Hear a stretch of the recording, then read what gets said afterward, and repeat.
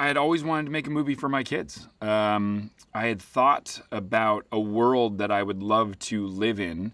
And honestly, it came out of getting to spend time around an 8-year-old and a 6-year-old and the years before that, a whole lot, and getting to see the power of imagination. So I had this idea to do a movie about imaginary friends a long time ago.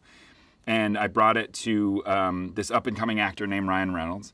And he and I were talking about doing a movie together. And I said, I have this idea about imaginary friends, and I'm still figuring out exactly what it would be about, but would you want to be a part of it? And he was like, yes, definitely. And so I thought, if I do a movie through the eyes of this little girl and actually show how imagination is not only this powerful tool to have fun, but also this enormous coping mechanism to make sense of things that might be difficult to make sense of otherwise. In my opinion, Ryan Reynolds is one of the most talented people we have ever had in this business, full stop. Not only is he clearly wildly funny, but he is so enormously talented in his performance. He has the ability to draw you in with his charm, with his comedy, but then also make these hairpin turns of emotion. He knows that timing isn't just about jokes. Timing is also how you get an emotional reaction out of someone too. And I'm just so excited for people to see him in a role like this, which, to be really honest, I don't think anyone else could have played. This movie is about you step into that theater with whatever was on your back during the day or whatever worries you had, and this movie will not only transport you to a place, a magical place where you can experience something that you've never experienced before, but it'll also allow you to look at the world when you go back out in a different way. And if you have stress, if you have fears, which we all do, it's not about the fact that they don't exist. It's about we can deal with them in a different way, which is more hopeful. So I think for me, if I had one thing I wanted people to leave this movie with, it's hope.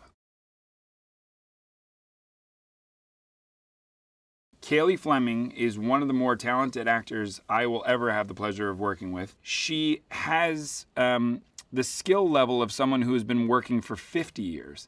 I'm not quite sure how that's possible, but she has this contained confidence, this unbelievable ability to take notes and do exactly what you're asking her to do, and all the while with a huge smile. And I believe mathematically every single take ended with 2 hands up for a double high five. Every single time. It is never lost on me how lucky I am to be living in this world of imagination. And this movie in particular, I think before this movie, my kids thought I was an accountant. And so when they found out that I was actually making a movie about imaginary friends, they came to set for the first time and they got to experience all this stuff and sort of see behind the scenes and hang out with Kaylee all the time and get to meet the ifs in whatever form they were in at the time. And so this was the most special experience for me because I actually got to do it as a family the whole time. Doing A Quiet Place with Emily was unbelievable. To be married to the star of the movie and get to do that story was incredible. But actually to have your kids involved from the ground up. And so nowadays they're asking, when does this come out and is this done? And when I explain to them that I'm in VFX and, Blue's coming together and he's almost done, and they're so excited about it as if they're going to get to see one of their friends that they haven't seen in a really long time. One of my favorite characters is the character of Blue, who Steve Carell plays in the movie.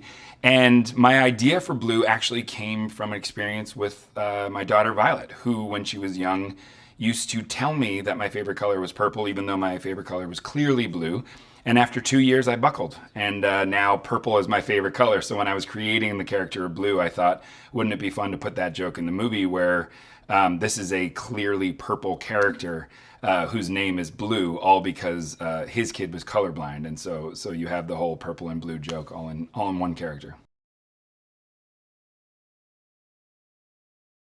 Getting to work with Steve on this movie again was like no other experience. I mean, to have such a shared history with him and as a dear friend and coworker at an office, to be able to dive into something completely different and see him be as talented as I always thought he could be in any realm. Of course, he jumps into the voiceover world. He seems to be having some luck with that. I mean, I don't think anybody brings that level of energy, that level of comedy, and that level of warmth all in one go. You know what I mean? He really is, when you see the character of Blue, bing, show Blue here. When you see the character of Blue, it is innately the sweetest, funniest, most adorable character you've ever seen. Who can you get to be the sweetest, most adorable person? You go get Steve Carell. That's what you do.